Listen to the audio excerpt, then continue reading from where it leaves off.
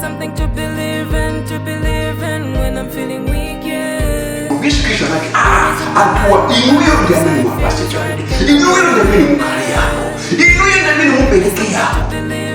Every season, my God, you're the reason. Always on my mind, never out of sight. Feels like Ikulandirani nonse mu dzina la Mbuye wathu Yesu Kristo. Uthenga umene tifuna kugawana lero mutu wake tikutchula kuti apatseni chakudya ndinu. Apatseni chakudya ndinu. Ndipo uthenga umenewu uchokera m'buku la Mariko mutu 6 ndipo tiwerenga kuyambira verse 35 kulekeza 44. Mutu 6 wa buku la Mariko ndipo tiwerenga kuyambira pa verse 35 kulekeza 44. Ndipo pamene dzuwa lidapendeka ndithu anadza kwa iye ophunzira ake nanena, malo ano ngachipululu ndi dzuwa lapendeka ndithu. Mwauze kuti amuke alowe ku miraga ndi ku mizi yozungulira akadzigulire okha kanthu kakudya. Koma iye anayankha nati kwa iwo, apatseni kudya ndinu. Ndipo iwo ananena naye, kodi tikapita ife ndi kukagula mikate ya pamalupiya atheka 200 ndi kuwapasa kudya? Ndipo iye ananena nawo kuti, muli nayo mikate ingati? Pitani mukaone. Ndipo mmene anadziwa ananena, 5 ndi nsomba 2. Ndipo analamulira kuti akhalitse pansi onse magulu pansipu. Ndipo anakhala pansi mabungwe a10 ndi a50. Ndipo iye anatenga mikate 5yo ndi nsomba 2zo, nayang'ana kumwamba, nadalitsa, nagawa mikate napasa ophunzira kuti apereke kwa iwo, ndi nsomba 2 anawagawira onsewo. Ndipo anadya iwo onse nakhuta. Ndipo anatola makombo mitanga 12 ndiponso za nsomba. Ndipo amene anadya mikate iyo anali amuna 5,000. Tipemphere. Atate mu dzina la mphamvu la Yesu Kristo tikuyamikani pa mawu amene tawerenga, mwadalitse komanso tikupemphera kuti inu Mzimu Woyera pitirizani kuchita zomwe mumachita nthawi zonse pamene tikugawana mawuwa, mu dzina la Mbuye wathu Yesu Kristo. Amen. Apatseni ndinu chakudya. Mu nthawi iyi yamwe Yesu Kristo amayenda ndi ophunzira ake, ndipo ophunzira ake ataona kuti nthawi yakudya yasala pang'ono ndipo kwada, koma anthu amene ali nawo akuwatsatira nochuluka, anaganiza kupita kwa Ambuye Yesu Kristo ndikumpempha kuti awuzeni anthu azipita kuti akapeze chakudya chifukwa kwada, ndipo kumene tili kuno ku chipululu sangathe kupeza chakudya. Ambuye Yesu Kristo anawafunsa iwowo kuti apatseni zakudya ndinuyo. Ophunzira akupempha kuti Ambuye Yesu Kristo awatumize anthu azipita, koma Ambuye Yesu Kristo akuti apatseni ndinu zakudya. Ndipo ophunzira akunena kuti ndalama zoti zikhoza kukwana groseri nzosatheka chifukwa zikhoza kusowa ndalama zambiri. Koma Ambuye Yesu Kristo akuwafunsanso kuti tafufuzani muli ndi mikate ingati? Ndipo atakafufuza anapeza kuti ali mikate 5, nsomba 2, ndipo atabwera nazo Ambuye Yesu anazidalitsa nadyetsa gulu lonse lija. Mu nkhani imeneyi ndifuna lero tiphunziremo zinthu ziwiri. Zinthu ziwiri zimenezi zimene zimapangisa kuti nthawi zambiri anthu akavutike, nthawi zambiri anthu akakhale osowa. Mu dziko lapansi muli zinthu zokwanira wina aliyense, koma zinthu ziwiri izi zimapangisa, zimaonjezera kuti anthu akakhale osowa. Ndipo zinthu zimenezi ndi umbombo ndi ulesi. Tikaona nkhani ya Yesu Khristu,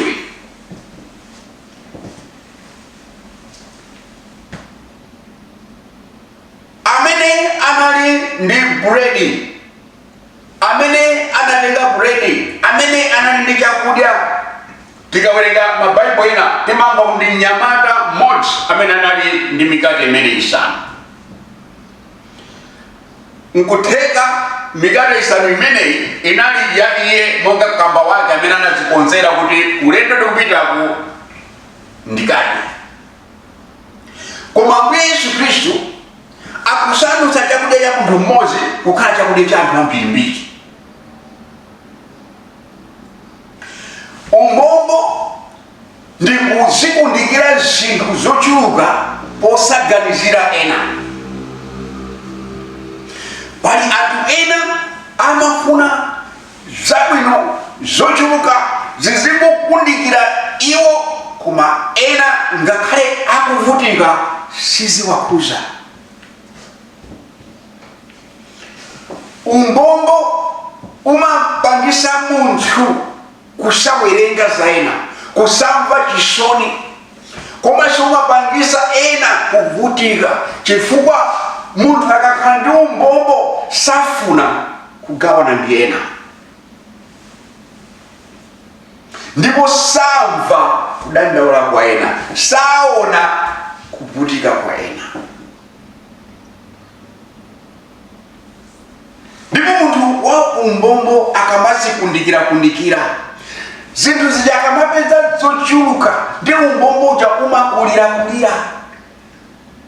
Pamene munthu ali zinthu nkumaganiza kuti ndi womana chifukwa choti zinthu zochepa, nkuzinyenga chabe chifukwa pamene azapeze zambiri ngati akukanika kugawa zochepa, zochuluka zizamvuta kugawa. Umbombo sikukhala ndi zinthu zochepa, koma mtima wongofuna kuzikundikira mosaganizira ena. Anthu umbombo mmenewu suli pa chakudya pokha, koma ngakhale muzintchito kumafuna zabwino iwe pa kampani zizikhala pa iwe, anthu ena zizunzika. Kaya ndi mmudzi kumangofuna iwe zako zokha ziziyenda kumasa anthu ena zisamayende. Osakhala ndi mtima wofunira ena zabwino, umene ndi umbombo. Ambuye Yesu Khristu anatenga mikate imene inali ya munthu mmodzi ndi kuwagawira anthu ena, gulu lonse ndikupeza chakudya. Inunso zinthu zimene muli nazo zimene Mulungu wakudalisani, kandi zakudya, kaya ndi maudindo, kandi maluso a mtundu wanji, mukhoza kuwagwiritsa ntchito kukhala mdalitso wa anthu ambiri. Mulungu amakudalisani inu ndicho cholinga choti mukadalitse ena. Amakudalisani inu kuti mukhale mdalitso. Tilipo anthu tili nzeru zofuna kulangiza kumatima angokhala osalangiza, kumene ndi umbombo. Mukuchita umbombo ndi nzeru zanu. Umbombo ukupangisa kuti dziko likhale ngati zinthu zochepa, koma zinthu zilimo zokwanira, koma anthu ena aziunjikira okha. Kukhala ndi maudindo 17 pamene wina udindo umodzi ukunkanika mosemu kulandira uko kulandira tapa semi inagwire kuizi nawonso akunikaso thandizo. Choyamba chimene ndimafuna kuti ndiphunzire pamenepo ndi umbombo umene umapangisa anthu ena kusowa. Chinthu chachiwiri chimene ndikufuna tiphunzire ndi ulesi. Mwinanso gawo lalikulu la kuvutika pa dziko lapansi likubwera chifukwa cha ulesi. Ulesi ukupangisa anthu kumasauka, kumazunzika. ulesi ndikusafuna kugwira ntchito ndikusafuna kuchitapo kanthu koma kumafuna iweyo uzingolandira ena azichitapo kanthu. Ambuye Yesu Khristu ataona kuti ophunzira abwera kwayo kwapempha kuti awauze anthu azipita. Ambuye Yesu Khristu anafunsa kuti anauza kuti inuyo ndamene mupereke yapo anthu asapita ayi koma anthuwa akutsoweka yankho kwa inuyo. Ndipo anthu awa anadabota ifeyo tili ndi chani tingapange chani ndalama zimene zingashukulira kulira zambiri ndizochuka tingapange bwanji. Ambuye Yesu Khristu kuti kaoneni moni ndi bread okwana mungati. Anthu awa samadziwa kuti ali naye mungati anachipita kupita kukafufuza kena kakuzabwera kutawauza samadziwa. Zotheka shoina tili nazo zimene Mulungu anatipatsa koma sitimadziwa ndipo timabweranso kwa Yesu Khristu kunena kuti athamangiseni awa ndipanga nawo chani. Ambuye Yesu Khristu kuti kuli zambiriwe uli kuthekera tapita ukaona anati mophunzira kuti apita mukaona abwera ndi bread 5 ndi wala kuti bread 5 samadziwa kuti 5 ndosweka kuti wakakawereki pa samaonekera kuti 5 anachitoka kawereka kaikubwera kuti alipo kumsana mwina kuti kale analipa kuti kuwereka kumafuta akuti musana nakuti bwereseni kuno. Ambuye Yesu Khristu anatenga bread uja napemphera ndipo bread anachuka. Ambuye Yesu Khristu amafuna kuwaphunzitsa ophunzirawa kuti mukasowa zikakupingana chitakuonekana. Pemphero ndi ntchito zikakuvutani pemphera zikakuvutani do something chitakuonekana. Pali Khristu ena iwo basi zina loti ndi memba wa mpingo zina basi ndi mapemphera kwakuti mwinaso zina loti asangasa ndakamalichula ndi mapemphera kwakuti amaze kulichula munyadira koma kuti muone iwowo mumpingomo phindu lawo angwasira kwenu akati kuli mapemphero iwo sapezeka kuli kuyendera kuba sapezeka kuli kukalima kuchalichi sapezeka. Iwe mangofuna basi angopita kuchalichi ngobwera mwinaso saperekaso ndi moni yemwe adikira kwina apashe moni yo sapereka angopita mapemphero kwakuti kungoti service basi akupita uchite kwaitena hata iwe ndikosi ni moni kuli kwaiti kunyumba yati bwino mwaya pale tibe basi kungokhala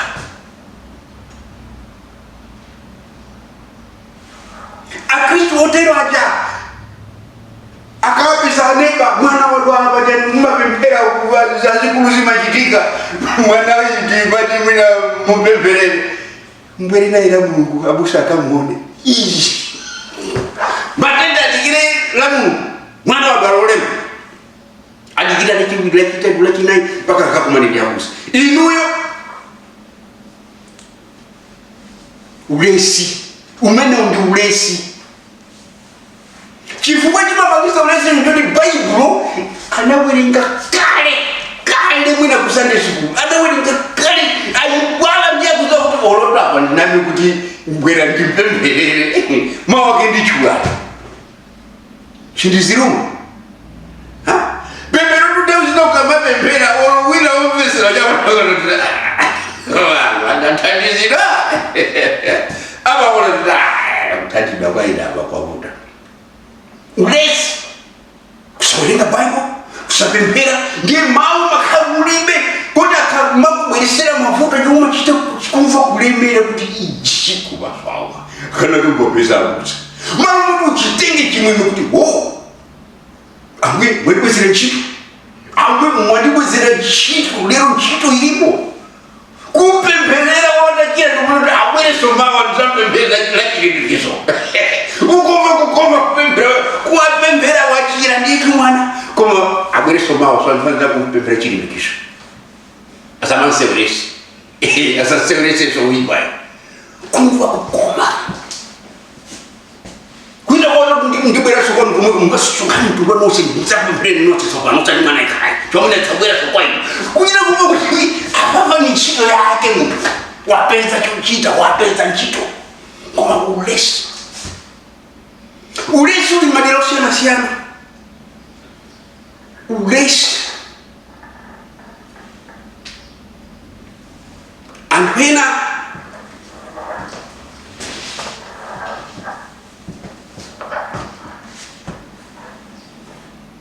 anasiya kufufuza ntchito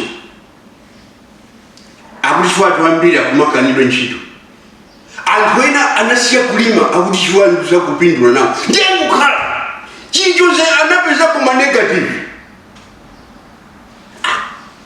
ntchito amanyozana kulima mvula imavuta ine basi ndiambwe siya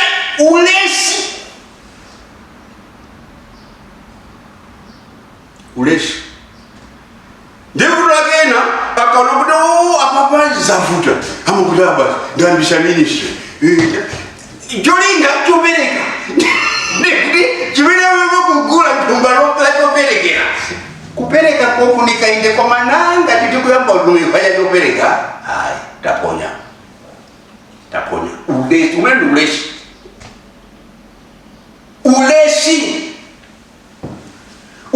kupangisa kuti anthu azizunzika ena kuchita overwork chifukwa iweyo wasanduka katundu wasanduka problem mamuti ukhaliso yankho la vuto wasanduka nawe vuto muganiza ophunzirawo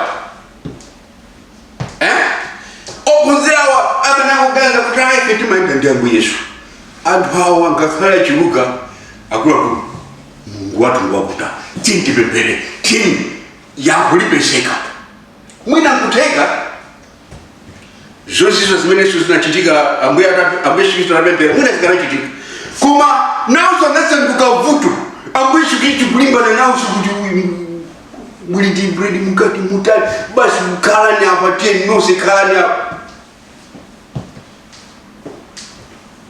inuyo mukhoza kukhala yankho ndi zinthu zimene muli nazo kawiri tikakumana ndi zinthu zina zimene mwina sizili bwino zima kutheka Mulungu afuna kutituma kutiuza china chake tikuona pa ophunzirawa limodzi ndi gulu la Satani kavuto kangobwera chifukwa kwadako maso anthu achuluka kavuto kameneka kamabwera kuti kaphunzitse china chake ophunzirawa kuti adziwe kuti vuto likachitika yankho lake sikulikanga hayi basi kulikanga chifukwa enanu pepani enanu kavuto kamumu mwanyanyala mwakaja chibwana aja kamumu mwanyanyala ndazishia wazishia ziti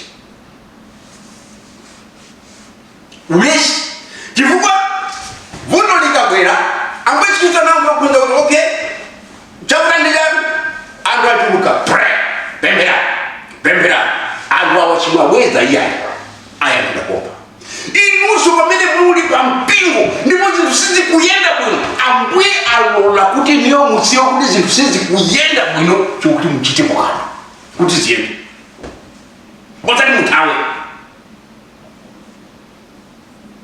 osati muthawe Ambuye Kristu anene panopo aliyense ali pano palibe choki amene wachimwabweza akhalapo pano adyapo pano muli ndi udindo kati Kristu pamene zinthu zapunganyizika zasokonekera ndipo gwada, ndipo pemphera, ndipo tenga gawo. Magawo muzitosiyana-siyana, mwina ndikungomulangiza chabe munthu, mwina ndikungomulimbikitsa chabe munthu, mwina ndikungothandiza chabe munthu, mwina ndikungopemphera. Pali tosiyana zimene tingapange. Akuli mwapasa chakudya ndinuyo. Inuyo musanathawe, inuyo ndi amene mupereke chakudya. Mukathawa abisikulizo kuwathawa. Ndio mukamapita kwina mmakhandika lebo apa wothawa.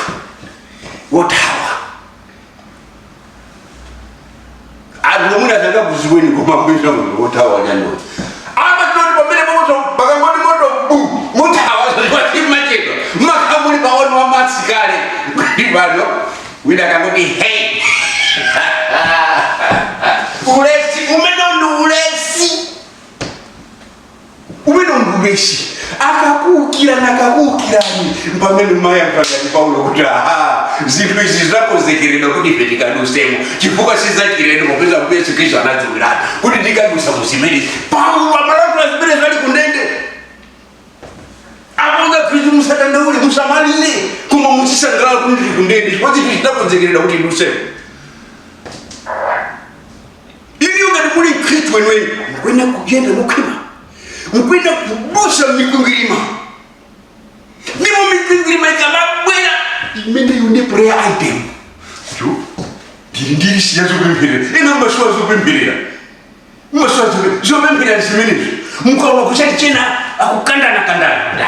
Prayer item kandana. Mukaona kwina kuchenja kusonya. Ine muzika mwani sonyo ndikakapita kuchipinda chopemphera sonyo ndikwacha ndati kudambuya kwere. Hani merita werenga itiphunzise choyamba kukhala anthu okhala ndi mtima ogawana ndi anzathu zimene Mulungu watipasa. Chachiwiri kuchitako kanthu pamene zinthu zatizungulira, pamene zinthu zachitika zina zake mwina zoposa chingwalo. Ophunzira anaona kuti chinatindi chimene chinalipo chinali chachikulu sakanakwanisa kuchidyesa, ndipo iwo amaganiza kuti anthu chidule chake abwezedwe. Koma Yesu Khristu anati anthuwa inuyo ndi amene mwapase chakudya, inuyo ndi amene mukhale yango, inuyo ndi amene mupereke yango. Kuti eba inuso mukuyang'ana mavuto ndi mukumaloza komatu apakanachita kukala ekuti isakuzionaka iye inuyo ndi msongozi wa yango. Inuyo mukoza kukhala mbali imodzi ya yango, mwapase ndinu chakudya. Ambuye akudalitseni ndipo mudzakhalenso mwepo tsiku lina pamene zabiri zothenga wina.